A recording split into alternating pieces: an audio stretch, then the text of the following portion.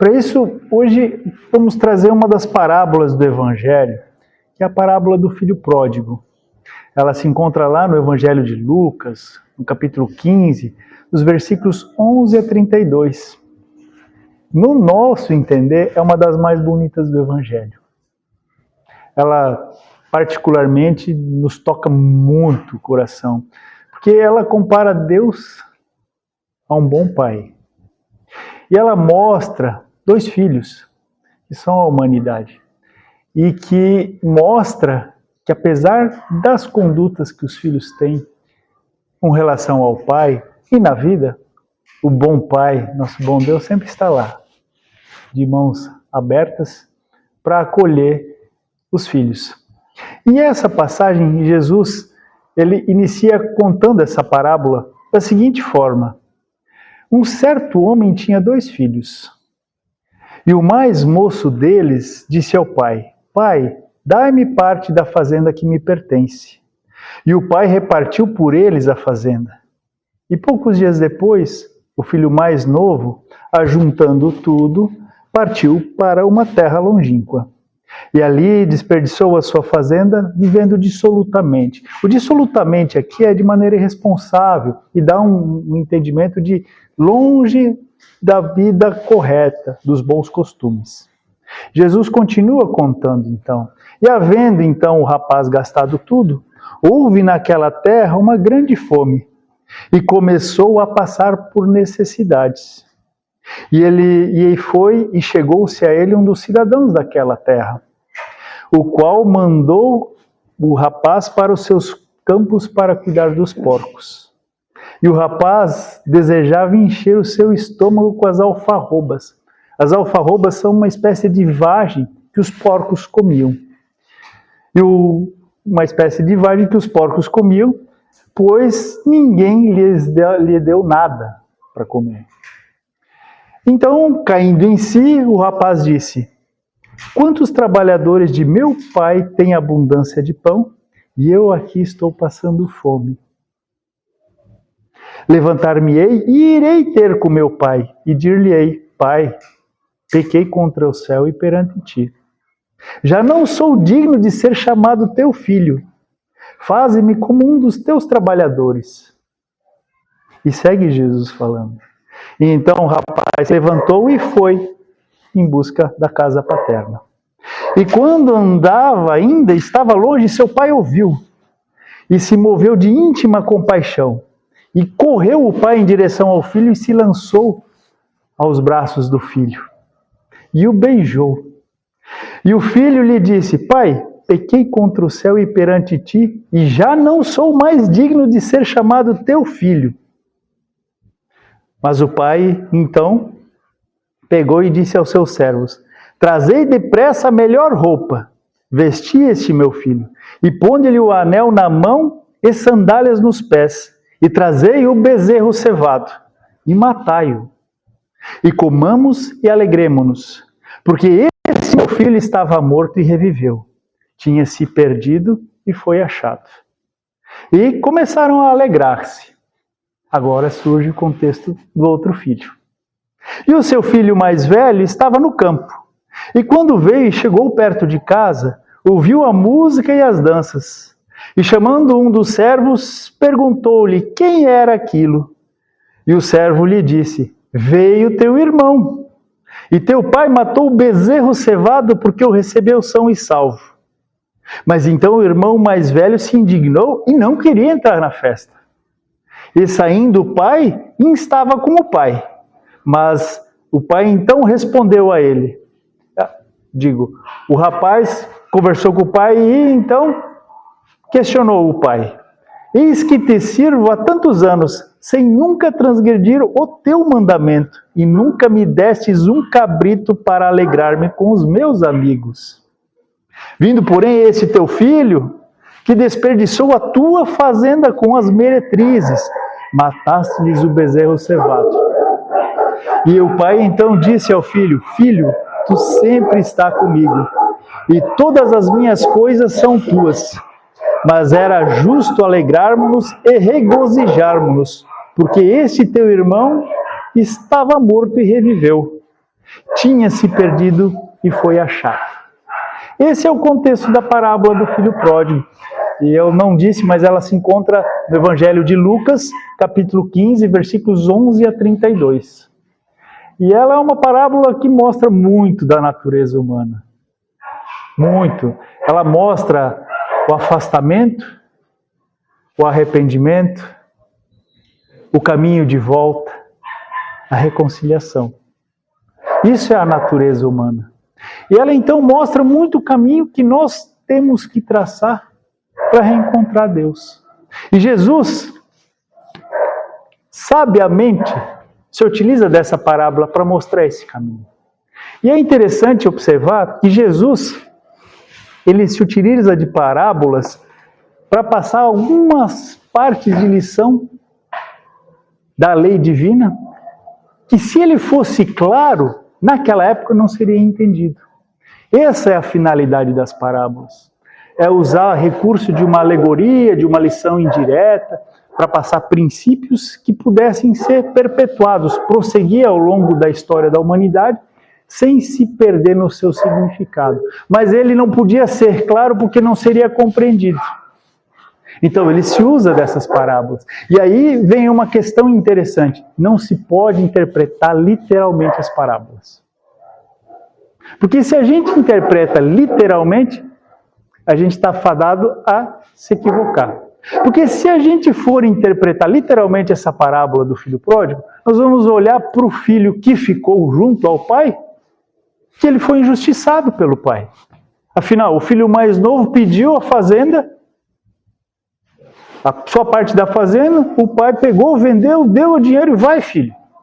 E aquele que ficou junto ao pai, trabalhando na casa paterna, dando suporte ao pai, ficou injustiçado. Mas aí vem a questão interessante, como Jesus é sábio.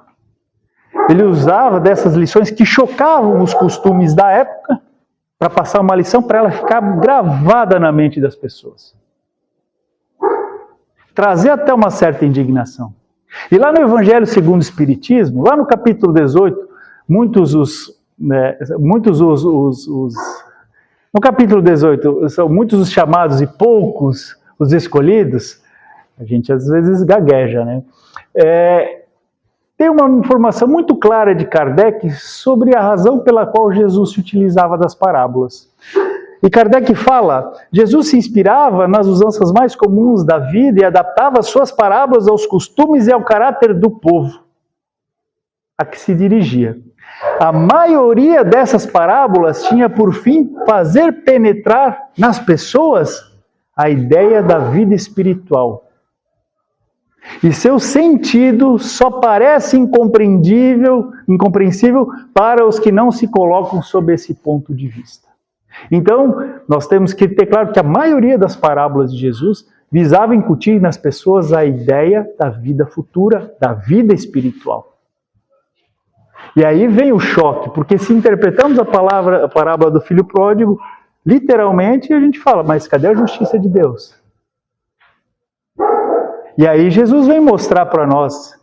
E aí que nós vamos, nesse momento, e nós queremos, nessa nossa conversa aqui, trazer aspectos importantes sobre a lição de Jesus à luz da doutrina dos Espíritos, quanto a essas três figuras da parábola do filho pródigo. O filho pródigo, aquele que saiu para viver as aventuras do mundo.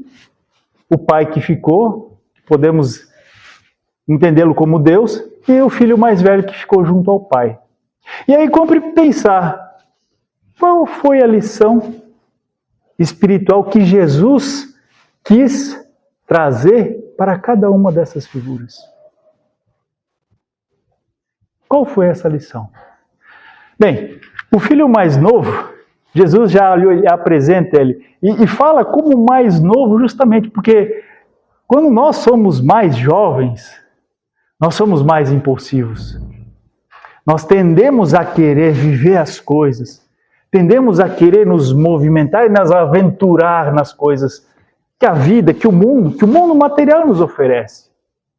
E há pessoas assim que são mais impulsivas, e aí também depende da idade, Por natureza, é uma natureza. São pessoas, nós somos diferentes uns dos outros. Mas tem pessoas que são mais impulsivas. E Jesus fala dessas pessoas, dessa natureza, que são diferentes daquelas que ele representa. Ele nos apresenta como o filho mais velho, que ficou na casa paterna, mais comedido, talvez mais temeroso diante das dificuldades que enfrenta na vida. Nenhum dos dois está certo, nenhum dos dois está errado. Jesus está trazendo. E o filho mais novo, quando ele fala, pediu a herança, a parte dele. Veja, a atividade, a proatividade. Nessa parte, Jesus quer nos mostrar uma coisa muito interessante. O livre-arbítrio. A liberdade que cada um de nós tem e que Deus nos confere. E o livre-arbítrio, na doutrina dos Espíritos, está dentro da lei de liberdade. É uma lei moral, uma lei natural. Isso quer dizer o quê? Que todos nós temos, igualmente. Deus nos cria com essas, dentro desse contexto das leis naturais. Porque Deus faz leis imutáveis, como Ele próprio. E essas leis são perfeitas, como Ele próprio. Por isso Ele não as muda. Nós que ainda não compreendemos a extensão dessas leis. E então nós estamos imersos nessas leis divinas. Fomos criados em um determinado momento da criação com essas liberdades, que vamos desenvolvendo o livre-arbítrio através das escolhas que vamos fazendo, desde a primeira encarnação até hoje. Dentro dos acertos e desacertos. Mas o filho mais novo, quando Jesus fala que ele era voluntarioso e quis experienciar as coisas do mundo e saiu, ele exerce o livre-arbítrio e o Pai permite, vejam, Deus permite que nós exerçamos livremente as nossas escolhas. As escolhas que estão de acordo com o entendimento do Pai, as escolhas que estão de acordo com a lei divina, mas as escolhas que se afastam da lei divina. E na parábola ele mostra que o filho foi para uma terra distante, longínqua. Quer dizer, foi exercendo o seu livre-arbítrio através de escolhas que foram lhe afastando da casa paterna, que foram lhe afastando da lei divina. E a lei divina, Jesus sintetizou com a sabedoria, dizendo: amar a Deus sobre todas as coisas e ao próximo como a si mesmo. Ele ainda acrescenta mais adiante no Evangelho, fazendo ao outro tudo aquilo que se quer fazer para si mesmo. Essa é a síntese da lei divina. É aquela pela qual nós devemos nos orientar. E o rapaz tomou o rumo distante da casa paterna. Exerceu o seu livre-arbítrio visando a satisfação interior nas coisas do mundo. Viver com intensidade os excessos das paixões. E é interessante que depois que ele gastou a herança, por outro lado, queremos ainda trazer mais um elemento. Nós também podemos estar agindo como esse rapaz, exercendo o nosso livre-arbítrio e estarmos nos afastando pelas escolhas que fazemos da casa paterna. Quando fazemos as nossas escolhas motivadas no interesse pessoal. Único e exclusivamente buscando a nossa satisfação. Esquecendo daqueles com os quais convivemos. Ou, de alguma forma, fazendo escolhas para nos privilegiar em detrimento daqueles outros. Mas Jesus então mostra que o rapaz se distanciou da casa paterna e encontrou o quê? Em um determinado momento, chegou a uma terra longínqua, árida, difícil. Árida, uma terra seca, onde havia fome. E o rapaz não tinha mais os seus recursos que tinha ganhado da sua parte da fazenda. E passa a dificuldade. E essa parábola, Jesus é muito sábio, porque ele fala do rapaz que foi convidado, então o filho foi convidado para cuidar de porcos. Não é que o fato de se cuidar de porcos seja uma atividade reprovável. No contexto dessa parábola, Cristo fala de porcos justamente porque Cristo veio em meio aos judeus. ao povo hebreu. E o povo hebreu até hoje, se formos observar, não come carne de porco. Pelas suas tradições. Não estamos aqui recriminando qualquer credo religioso. Não, nós estamos falando de fatos.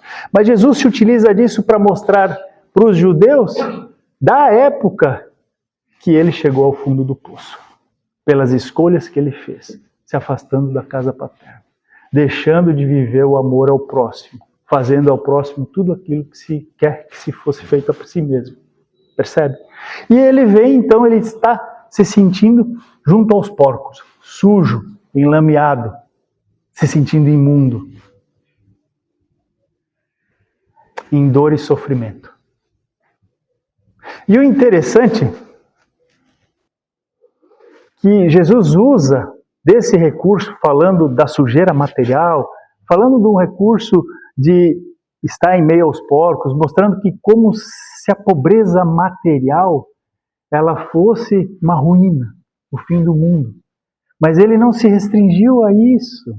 Ele usa, voltamos a falar, da parábola para mostrar uma causa material, mas para mostrar a ruína moral. Daí a gente precisa ter uma seguinte compreensão.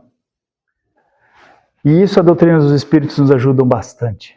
Porque estudando a doutrina dos Espíritos nós vemos que riqueza, pobreza, são provas. Deus não ama mais aquele que tem mais recursos financeiros.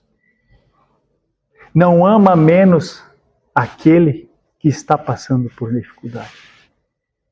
A ruína material que ele fala de estar ao meio aos porcos, ela quer trazer o contexto moral. De olhar para si mesmo, cair em si, andei mal.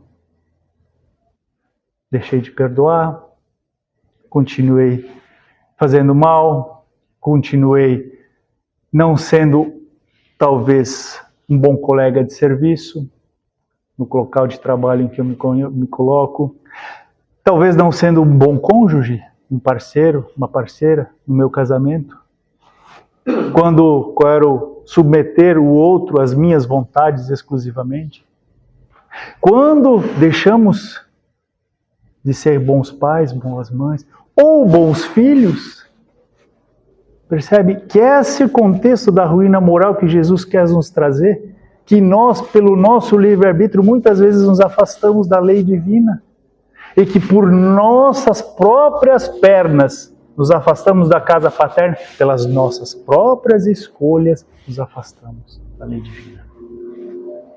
Não é Deus que nos quer o mal. E hoje, infelizmente, vê-se, porque nós estamos imersos num mundo de provas e expiações. A Terra é um mundo de provas e expiações.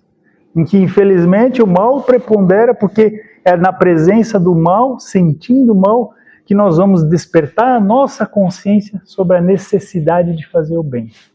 Quando sentimos que a dor que temos em razão das más escolhas, ela é tamanha que nós compreendemos que fazer o bem por dever de consciência é o caminho a ser seguido. Então, nós percebemos que esse caminho, essa dor, não nos cabe. E é o que aconteceu com o rapaz. Quando ele viu que as escolhas que ele foi realizando levaram para a ruína moral. Que era, na figura da parábola, estava meio aos porcos. E nesse momento, talvez, em algum setor da nossa vida, nós podemos estar passando por uma ruína moral. Podemos estar sendo um filho pródigo. Podemos estar em sofrimento. Podemos estar em angústia. Podemos não estar nos sentindo bem. É importante que tenhamos essa reflexão.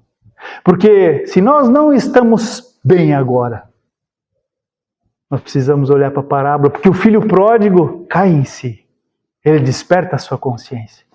Claro, ele desperta no momento em que ele não tem outros recursos. Está no chão, cuidando de porcos. Quer dizer, não tem como ir para um lugar pior. Quer dizer, o orgulho dele, a vaidade dele, a impetuosidade dele foram vencidas quando a dor foi tamanha. Que ele precisou, então, fazer brilhar no seu íntimo a humildade, que é a virtude das virtudes. E reconhecer, e aí é muito bonito, Porque ele diz assim, opa, eu estou aqui, caminhei até aqui, fiz más escolhas, gastei todos os recursos que meu pai deixou para mim, estou com fome, tenho vontade de comer a comida dos porcos, nessa terra tão difícil. Espera aí, chegou o momento da mudança. Lembro do meu pai? Sim, está lá longe. Mas eu lembro dos empregados do meu pai. E lembro que os empregados do meu pai são bem tratados. Eu vou voltar. Vejam, ele percebe e já vê que os empregados na terra do pai são melhor tratados do que ele naquele instante. Porque na terra do pai não vai me faltar comida. E eu vou voltar a reconhecer para o meu pai, pai, eu errei, pequei contra ti, pequei contra Deus. Mas eu estou aqui, me faz como um dos teus trabalhadores, está excelente. Vejam como é que ele percebe esse cair, esse arrependimento, esse despertar de consciência. E então ele começa o caminho de volta para casa. Ele começa a caminhar de volta para casa. E a gente pode associar essa caminhada de volta para casa às escolhas que ele vem fazendo a cada passo. Como é que ele está exercendo o livre-arbítrio? Se eu não perdoava, eu vou começar a perdoar. Se eu julgava os outros, eu vou parar de julgar. Se eu fazia o bem com interesse só para me beneficiar, esse não é o caminho. Eu vou fazer o bem pelo bem, por dever de consciência, por perceber como é bom fazer o bem. Percebam? Ele vem nesse caminho. E Jesus nos mostra isso na parábola. E os Espíritos e a doutrina dos Espíritos vem nos mostrar que nós não somos perfeitos, nós somos espíritos imperfeitos. Nós vamos um dia chegar à perfeição de espíritos puros. Nós vamos chegar à condição de que Jesus é hoje para nós, espírito puro. Nós vamos precisar trabalhar, melhorar, buscar cultivar as virtudes no exercício da caridade. Mas esse é o contexto que é muito bonito. E é assim, ó, o que Cristo mostra que é o rapaz, o filho pródigo, que inicia o caminho de volta. Não é o Deus que vai buscar ele lá embaixo. Assim, espera aí, eu me trouxe até aqui nessa terra longínqua, eu fiz as minhas escolhas erradas, mas está na hora de eu voltar. Porque eu não aguento mais de dor. Eu não me aguento aqui com a fome. A fome é material que ele fala, mas é a fome de espírito, gente. É de se sentir bem. É de ver que as coisas que o mundo nos oferece são ilusão. Que a riqueza que o mundo mostra, que muitas vezes todos nós, a maioria de nós tem rede social, e todos nós só postamos coisas lindas nas redes sociais. Aquele almoço maravilhoso, vamos uma foto, aquele encontro. Mas esse é um dos lados da nossa vida. Não estamos dizendo que não devemos mostrar, mas isso é ilusão. E esse caminho de volta cabe a nós agora. E buscar então o alimento para o Espírito. E o alimento do Espírito, ele está nessa fraternidade, nesses laços que nós encontramos aqui. Numa reunião, numa casa espírita, para refletir sobre isso. Para refletir sobre nossos comportamentos e sobre refletir a respeito da fraternidade. Porque nós todos somos irmãos. Ninguém é mais ou menos perante Deus. Deus não nos julga. Deus nos acolhe, só que nos dá a responsabilidade pelo mau exercício das nossas escolhas. Deus nos acolhe, mas nos deixa então, como resultado, assumir a responsabilidade das maus escolhas que fizemos, dos atos equivocados que praticamos. Esse é um fato. E é um fato sobre o qual o filho mais novo nos traz a reflexão. E o ponto alto de tudo, que vale a pena refletirmos, é assim, que nós pensamos, eu errei tanto, ali na minha relação familiar, estou agindo mal com a minha esposa, estou agindo mal com os meus filhos, eu percebi. Aí a gente pensa assim, vou fazer uma prece para Deus para mostrar meu arrependimento. E aí trazemos aqui uma questão do Livro dos Espíritos. É a questão 661. Ela está lá na lei de adoração.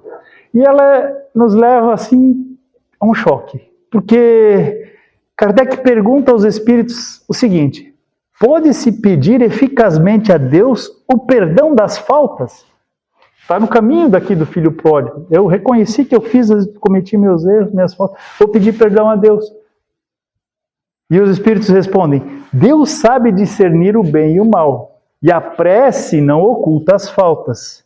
Aquele que pede a Deus o perdão de suas faltas não o obtém se não mudar de conduta.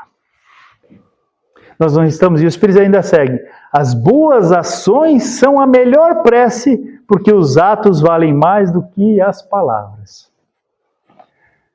Nós não estamos dizendo, e os espíritos não dizem aqui, que não é válido orar.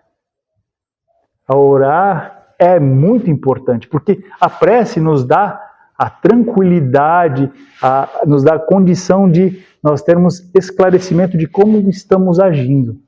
Nos dá suporte para lidarmos com as dificuldades da vida. Santo Agostinho fala, na mensagem Ventura da Prece, que a prece é o orvalho divino que suaviza o rigor das paixões. Filha predileta da fé é o caminho que nos conduz a Deus. Quer dizer, a prece é o orvalho divino. Ele vem e assenta nos nossos corações. O que o orvalho faz à noite? Ele acalma nossos corações, quentes em razão de um dia de verão, das loucuras que passamos no dia a dia, das dificuldades de relacionamento que temos. Mas a prece acalma. Só que os espíritos vêm aqui e nos dizem um pouco mais: é necessário mudar de conduta. Se nós identificamos em nós uma ação que foi infeliz em relação a um irmão, e ele pode estar dentro da nossa casa, ele pode estar no local de trabalho, ele pode ser nosso vizinho, é no contexto em que estamos inseridos. Se a consciência nos acusa, nós precisamos mudar de conduta. Isso faz a diferença, é o que os espíritos nos dizem. E aí estamos fazendo como o filho pródigo, nós estamos nos reconciliando com Deus, com a lei divina, com o próximo, com nós mesmos, que é a essência da lei moral, que é o que vai nos trazer o progresso. E a linha correta é estar de consciência tranquila. Esse é o nosso desafio. Por outro lado, queremos ainda trazer a reflexão a respeito do Pai, de Deus. Vejam, como Deus está para nós. Deus não é algo estático, ele está é a providência divina. Ele tem as leis divinas que regem as nossas relações, regem o mundo material e imaterial, o mundo moral. Mas ele está sempre como se o pai do filho pródigo, a olhar, ele volta. Ele está agora seguindo a lei divina. Vem cá, meu filho, vem cá, minha filha. Vem nos buscar, vem nos pegar aqui. Fala, que bom que você está aqui. Deus nos conhece no íntimo. Muitas vezes melhor que nós mesmos. Porque nós, muitas vezes, queremos ocultar de nós os nossos erros, as nossas falhas. E Deus nos conhece. Ele nos deixa. Ele nos ama tanto e Ele é tão justo e bom que Ele nos deixa um espírito de ordem elevada que chamamos de anjo guardião para nos cuidar, para nos aconselhar, para nos dar suporte. E nós não usamos isso. Isso é uma coisa que nós espíritas precisamos evocar nosso anjo guardião. Deixa ele vai nos falar por intermédio da consciência. E Deus, então, está de braços abertos, nos deixa o anjo guardião que nos fala a consciência e só nos dá bons conselhos. Porque o anjo guardião é pelo menos o espírito bom da escala espírita. Olha só. Então, um espírito bom nunca vai nos aconselhar ao mal. E Deus nos dá um espírito bom. Deus nos conhece no íntimo. Deus não ama mais, volto a repetir, por causa do saldo da nossa conta bancária, por causa do carro que temos na garagem, por causa da casa que nós temos, ou pela ausência disso tudo. Como dissemos, riqueza e pobreza são provas que passamos com a finalidade de adquirir virtudes. Então, hoje vemos, infelizmente, muitos credos falarem de que Deus ajuda mais, quem se esforça para ter prosperidade financeira, Deus olha mais para ele. Isso é um equívoco, e não é assim. Nós somos indivíduos, uns diferentes dos outros. E isso é maravilhoso. E a providência, Deus, nos deu a liberdade de escolher o gênero de provas que estamos passando aqui nessa encarnação. E então, vejam só, nós aqui estamos sendo observados pela providência divina, que nos dá um anjo guardião para nos aconselhar, para que nós, diante dos problemas pelos quais estamos passando, possamos desenvolver as virtudes que nos estão faltando. Deus é justo, Deus é bom, e nós devemos louvá-lo sempre. Deus não quer o nosso mal. Muitas vezes, nós que acabamos por ignorância, desconhecimento, ou às vezes pela infelicidade e pela leviandade, nos afastando dele, cometendo más escolhas e entrando em sofrimento. Mas Deus está aqui, a partir do momento que esboçamos a mudança, para nos acolher. E o filho mais velho?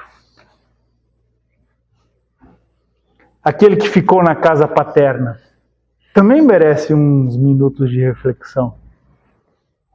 Porque, como dissemos, essa parábola do filho pródigo, ela é muito rica, porque mostra Deus como um bom pai, e de fato é, e trata os dois filhos, cada um com as suas particularidades, mas com um amor que acolhe-os na medida em que cada um necessita. Percebam como ele age com o filho mais novo e como ele vem agora quando ele é colocado, vamos dizer assim, na parede pelo filho mais velho, que se mostrou contrariado pelo fato de o filho mais novo regressar à casa paterna arrependido, buscando então a acolhida, mas o filho mais velho ficou contrariado pelo fato de o filho mais novo ter despedido metade da fazenda e ainda assim ser recebido. E ele que estava lá trabalhando, dando seu suor pela casa paterna, nem um cabrito ele recebeu do pai para poder confraternizar com os amigos, e o filho que esteve longe recebe o boi cevado. Vejam, isso também é muito rico, porque naquela época, cuidar de animais e ter animais da família para ter alimento era bem mais difícil que hoje. E aí o filho pródigo recebe o boi cevado e o mais velho fica indignado que nunca recebeu um cabrito. Mas aí vejam como Deus trata cada um dos seus filhos com justiça e na medida do amor que necessitam. Só que o filho mais velho, ele demonstra uma satisfação e demonstra orgulho, ego ferido, inveja, porque ele ficou na casa paterna acreditando que pelo fato de ele ter ficado, ele seria melhor do que o filho que saiu. E Deus nos mostra que não é assim. Deus não prefere uns aos outros. Deus acolhe quem cumpre a lei divina, quem demonstra arrependimento dentro dos erros e inicia um processo de mudança interior. E isso, filho mais velho, nos serve de reflexão pelo seguinte: muitas vezes nós pensamos que ficar na casa paterna, isso quer dizer conhecer a lei divina, conhecer os ensinos de Jesus, nos assegura uma condição diferente na vida futura, na vida espiritual. Pensamos lá no íntimo, cabe a cada um de nós fazer a sua própria reflexão íntima a esse respeito. E aqui, Jesus vem nos mostrar, e os Espíritos nos mostram o seguinte: não basta conhecer, tem que botar em prática. O fato de a gente conhecer a lei divina, o fato de nós termos acesso à doutrina dos Espíritos, não vai fazer-nos melhor que os outros. É a prática do bem, desinteressadamente, que vai fazer essa diferença. Na questão 891 de O Livro dos Espíritos, o Sr. Allan Kardec pergunta qual seria a mais meritória de todas as virtudes. E os Espíritos respondem mais ou menos assim: todas as virtudes sem mérito. Né? Há mérito sempre em que a pessoa se esforça para se conter diante do arrastamento das más paixões. E eles finalizam ali dizendo assim que a mais meritória das virtudes consiste na prática da caridade desinteressada. Então nós, espíritas, sabemos que a ferramenta do progresso moral que vai nos ensinar a amar é a caridade. E a caridade, como entendida por Jesus, e os Espíritos nos traz na questão 884 de O Livro dos Espíritos, Kardec pergunta aos Espíritos, qual é a mais meritória de todas... Kardec pergunta aos Espíritos como Jesus entendia a caridade. E os Espíritos respondem, benevolência para com todos, indulgência para as imperfeições alheias, perdão das ofensas. Então nós sabemos que nós devemos nos orientar e praticar o bem desinteressadamente, não julgar o próximo, porque nós sabemos que assim como o próximo comete erros, nós também cometemos. E por isso nós não somos melhores.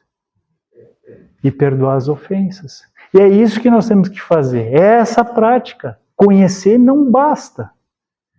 E uma coisa é interessante, porque assim, há dois pesos quando se deixa de fazer algo pelo desconhecimento, e há outro peso quando deixa de se fazer algo, de se viver uma vida, conhecendo aquilo que a lei divina nos impõe como ferramenta de progresso. E nós conhecemos agora a importância de viver a caridade. Tem o capítulo no Evangelho segundo o Espiritismo, capítulo 15, é fora da caridade não há salvação. Nós precisamos viver a caridade. Ah, mas a caridade numa casa espírita? Sem dúvida. Quando os interesses que unem na fraternidade a busca da prática do bem, da acolhida das pessoas, sem dúvida.